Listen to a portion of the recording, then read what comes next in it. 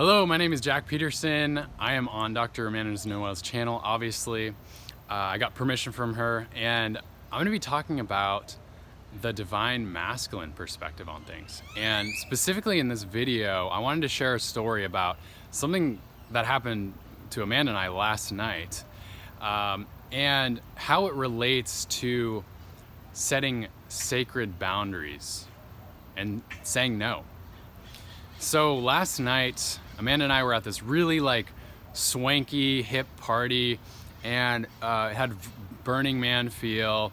We were there with our friends. It was a lot of fun. There was a saltwater pool and there was a DJ there at this skyrise place in Austin.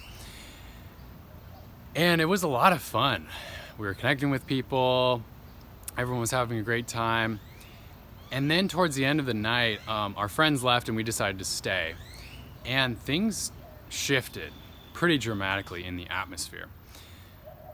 This guy entered the party and he was acting, in my opinion, crazy. He seemed like he was possessed. He did not seem consciously aware of the environment around him at all. He just seemed like he was in his own experience and just doing whatever the hell he wanted to do. And he was creating some ruckus, for lack of a better word. He was throwing beer cans, he was jumping in the pool, and he would flip girls over in the pool. Girls were floating in those, floating things. He would flip them over without even, I don't think they even knew him. And, in my opinion, it was really offensive, and I felt protective of myself, of Amanda, and of the others around me. Now, what surprised me the most was how little other people were reacting. And as I observed these women, multiple women, as he was flipping them over in the pool, I just noticed that they just got flipped over in the pool and there was no reaction. It was just, their eyes were just kind of glazed over, maybe in denial. They didn't even look at him and say hey, why did you do that? Or please don't do that. That's not okay with me. And so this guy just kind of created a ruckus for, however long, and we wound up leaving. Anyways, we tried to help that scenario in by whatever means necessary. This guy was totally not responsive. I was setting boundaries. But anyways, in the topic of setting sacred boundaries, that's more of kind of a masculine thing to do in protecting your space so that you can feel safe. What I would have liked to see that night from everyone there, from the women and the men, I'll start with the women, for when he was, throwing beer cans and almost hitting people in the head, facing him courageously and saying, hey, that's not okay. I'm not okay with you throwing beer cans at me. Or maybe to be less hostile, I have the tendency to be a little more hostile. You could walk up to him and say, hey, what's your name? I just wanted to share that I don't appreciate you throwing beer cans near my head because it could actually hurt me or the other people around me. Okay? Or if you don't want to go talk to him because you feel like it's unsafe to be around him, going up to the person who's the head of the party and respectfully talking to him and say, hey, there's this guy who's he flipped me over in the pool and he's doing it to other people. He's also throwing beer cans. I feel unsafe in this environment. Could you please do something about it? Could you maybe gather men together or a group to kick this guy out of here? Now, I think the reason people don't do this is just because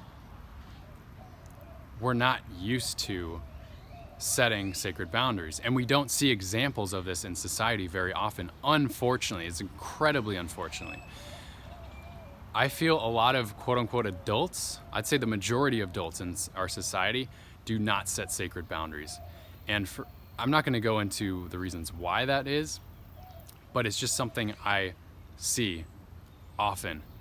And I want to empower you to set sacred boundaries, to learn how to say no.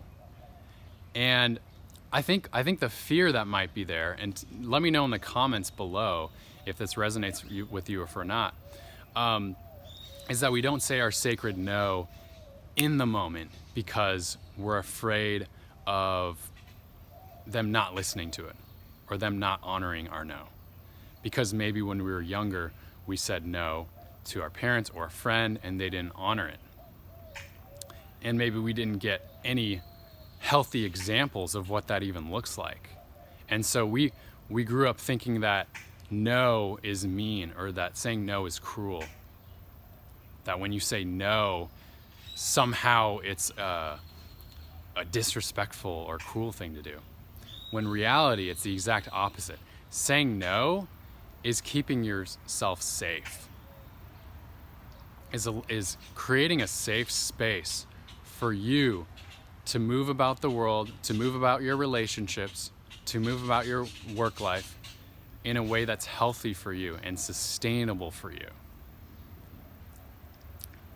Having a sacred no and being able and willing to say that in relationships is incredibly powerful. When you're on a date, learning how to say, hey, I don't appreciate when you say something like that, if there's something disrespectful. I can't think of specific examples, but on your path with your twin flame, you're going to come across a lot of soulmates and a lot of karmic relationships that are there in place for you to learn and grow from. And you want to be able to learn and grow in those relationships instead of getting stuck. Staying in a relationship that's not serving you or the other person, or simply giving up on love because you haven't yet worked through these different karmic relationships so that you can learn the lessons that lead you to your ultimate soulmate, your twin flame relationship.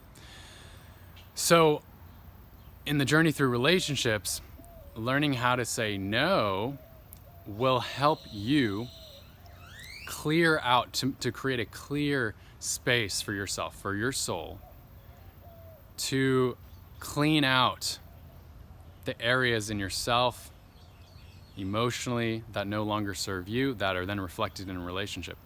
Saying no to the types of behaviors that are no longer in alignment for you, that you've learned the lessons from and you're ready to let go of. Saying no to toxic relationships. Saying no to old relationship patterns that are no longer serving you. Saying no to abuse.